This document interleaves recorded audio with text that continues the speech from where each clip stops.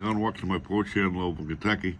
It's a little after 7. I just got done doing some caregiving with my dad, his nutrition, hydration, all the other stuff I usually do. I'm out here sitting on the porch, smoking my little cigar, drinking my coffee, contemplating the universe. Today I was thinking a bit about common sense. Common sense is basically the basic logic that goes with figuring out how to live safely and reasonably. But people misuse common sense and assume things about common sense that don't really apply.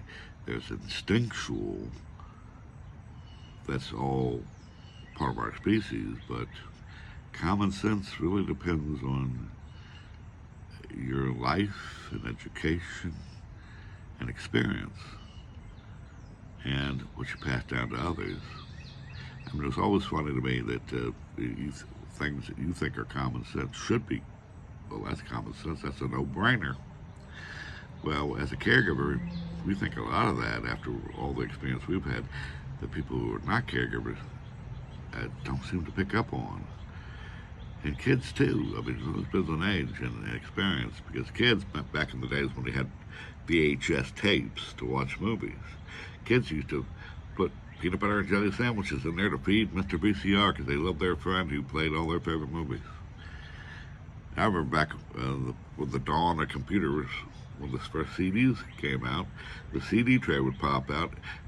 A lot of people thought that was a coffee cup holder. I kid you not.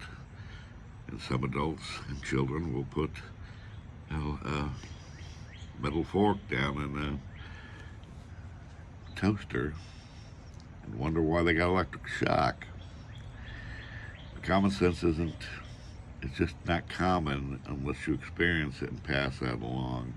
I got this nice young lady that lives over near me, and she always leaves her windows in all of her car cracked, I guess to air it out or whatever.